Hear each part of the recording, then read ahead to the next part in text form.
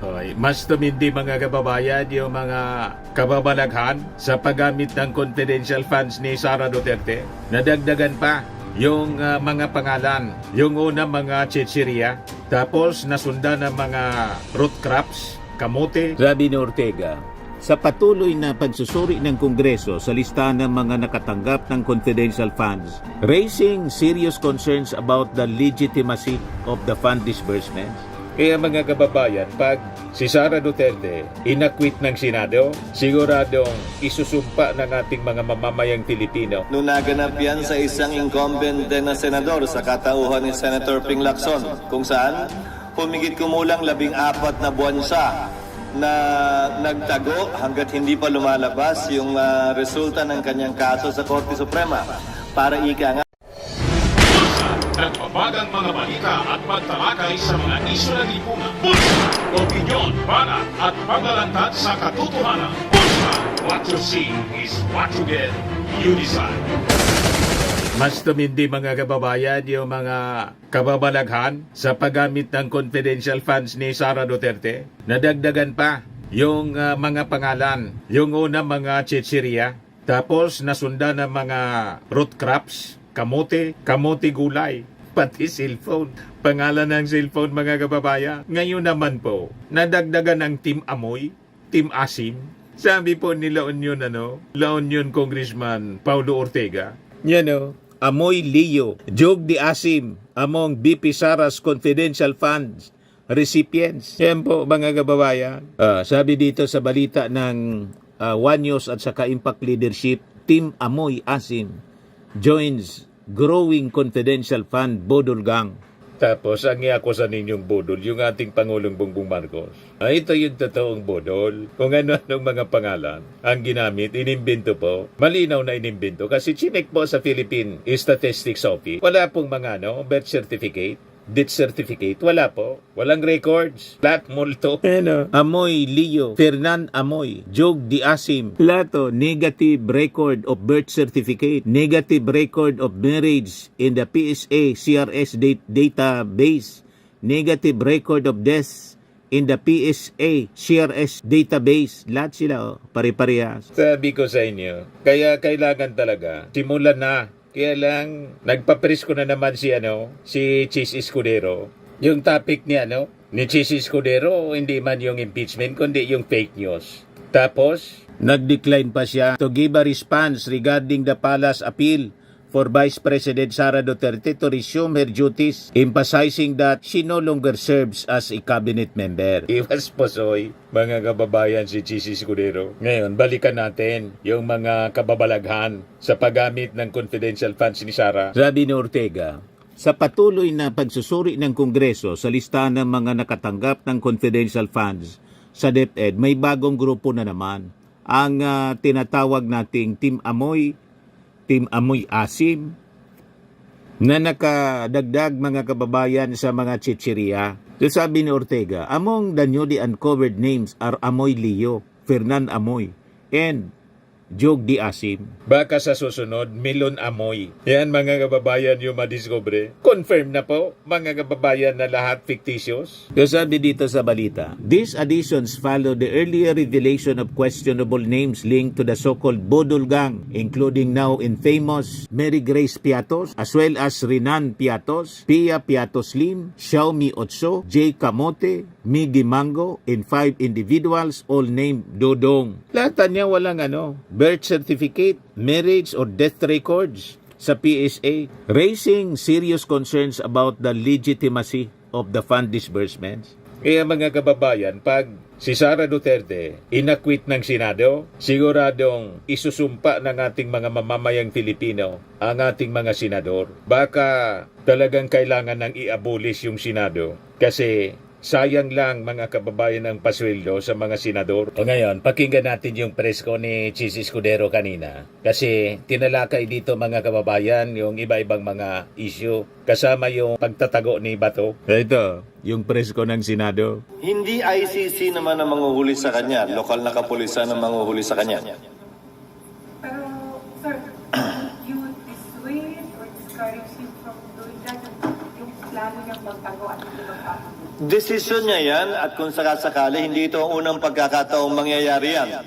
Nandito na rin kayo, kung maalala nyo, nung naganap yan sa isang incumbent din na senador sa katauhan ni Senator Ping Lacson, kung saan humigit kumulang 14 na buwan siya na nagtago hanggat hindi pa lumalabas yung resulta ng kanyang kaso sa Korte Suprema para ika nga ma-exhaust niya yung kanyang legal remedy sa Korte. At sa dulo nga, kinatigan siya ng Korte Suprema, in-strike down, kung maalala niyo yung warrant of arrest, at nung in-strike down yon, doon lamang siya muling lumabas at nagpakita. Pero, ano yan, sir? Hindi nyo siya i-discourage? Kung ako ang tatanungin mo, ako mismo hindi ko gagawin yon. Subalit desisyon niya yon, ika nga. Nabasa ko yung mga interview ni Senate President Enrile noong mga panahong yon, kaugnay niyan. Ayon sa kanya, yan ay desisyon ng kada individual, lalo na kung sa palagay niya o sa pakiramdam niya ay hindi pa niya nakakamit ang hustisya at hindi pa niya nauubos lahat ng legal remedies na available sa kanya dito mismo sa Pilipinas. Lalo na kung siya'y nabiyahe na, ika nga, sa ibang bansa, mababaliwala lahat yun. Sinabi po ni Sen. Baduleg na is considering na mas mahabang stay sa Senate. And ang sabi po niya, hindi naman daw po niya siguro. Hindi niya naman daw po siguro siya papalayasin. Sir, Ayokong mag-speculate kung gaano kahaba yon, pero tanging pwede kong pagbatayan ay yung mga nagdaang karanasan ng Senado kaugnay sa mga miyembro nito na may mga kasong kinaharap. Ang pinakamatagal na sa kasaysayan ng Senado ay kulang-kulang 1 buwan nung dito na malagi si Senator Trillanes.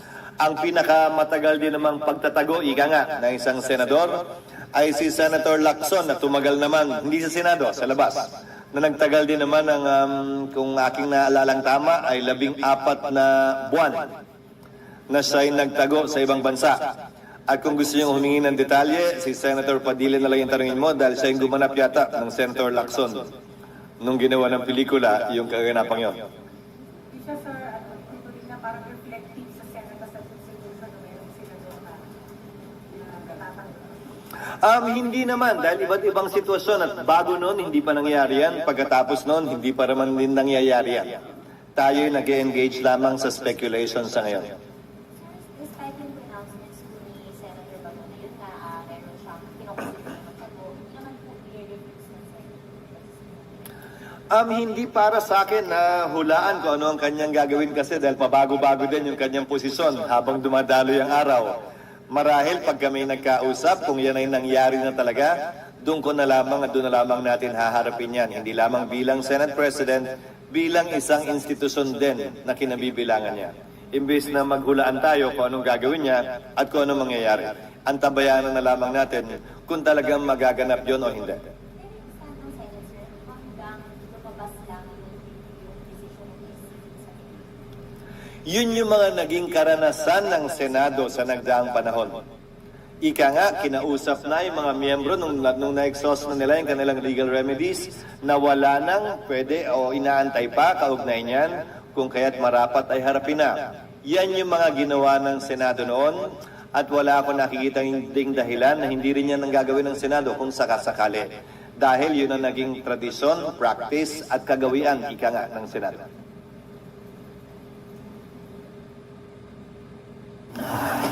Although it's speculative again, what if the decision of SC rules against Senator Bato? Again, that is speculative. At kung lumabas, wala pa namang kasong inihain si Senator Bato kaugnay sa aktual na warrant na i-issue laban sa kanya. So ayoko mag-speculate pa tungkol doon. Yung inihain niyang kaso sa ngalan niya at ni Pangulong Duterte, pero mas akma yun sa kaso at nangyari kay Pangulong Duterte at hindi ko sakasakali sa kanya pa yun. Hindi pa muli matapos niyang i-anunsyo yung bago niyang posibleng gawin. Hindi pa muli. Last week, may including vloggers sa who admitted to posting yung mga speech or misinformation against President Marcos. Tapos kahapon din yung paalala sa Yung press ko ni press briefing ni Escudero, hindi maganda. Yung mga tanong po, hindi man naririnig. Anyway, hindi tayo sang-ayon sa mga sinasabi ni Chis Escudero. Ang dapat, bilang abogado at Senate President, rule of law siya. Advisean niya ng tama itong kanyang kasama sa Senado. Kasi mga mambabata sila, pagkatapos, hindi nila susundin yung batas. Lalo pa yung international law, yung ICC, di ba? Unang-una mga kababayan, si Bato mismo yung nagsabi, "Make my day, Mr. Trillanes." Sumama ka pa niya sa pagposa sa akin. Ngal-ngal ka niya ng ngal-ngal. Pagkatapos ngayon, nagtatago, hindi pa nga po nilalabas yung yung warrant of arrest. Tapos sabi, walang iwanan, tapos iniwan si Digong. Kawawa yung matanda. Mga kababayan, iniwanan ng kanyang mga kasama. Kaya gusto nang maging maging Ninoy Aquino daw siya. Nanaisin niyang maging Ninoy Aquino. Sabi ni Yosek Claire Castro, hininga ng reaksyon ng media kanina. Baka niya Hitler. Hindi ba niya inalintulad niya yung kanyang sarili? Hindi man kay Ninoy, malayo niya kay Ninoy. Inalintulad niya yung kanyang sarili kay Hitler. Basag si Digong po. Tapos yung pinapalabasan niya nila na may pinapalabas na may threat sa buhay nila. Wala niyang ganon. Mga gawa-gawa, mga kababayan na kwento ni Sara Duterte at saka ng kanyang tatay. Pinalalabas na may threat sa kanilang buhay galing sa administrasyon. Sila yung nanakot. Sila yung nagbanta sa ating Pangulo, sa First Lady tapos kay Martin Romualdez. Napakalinaw po. Lahat ng kwento po, binabaliktad nila. Ang style mga kababayan ng mga Duterte, pa-victim na, pa-hero pa. Gusto maging bayani. Malabo Ito po. naman po, Firmax Firming and Lifting Cream, pinapahid po sa mga pulses in affected area. Mainam po sa paninigas ng mga kaso-kasuan. Ito naman po, Automax Radiant Serum. Sa mukha naman yung application, anti-aging po siya. You will look 10 years younger than your age. Sa mga cancer patients naman po, baka lang gusto ninyo itong itry. Neng siya red mixed fruit drink. Hindi mo po siya gamot, food supplement siya. Kaya lang, gawa siya mga kababayan sa goji berry. Yung goji berry, may anti-cancer properties. O ngayon, yung mga inquiries ninyo, dumiritso na lang kayo sa aming messenger sa Facebook para masagot namin agad. Ayos pa? Ayos na ayos niya, Mr. Maravilla. At sa mga naghanap po ng malinis and spacious fitness gym, pumunta lang po kayo sa aming Colossal Fitness Gym. May Grab ka rental din po kami. Ito naman po yung bago naming product na binibenta online.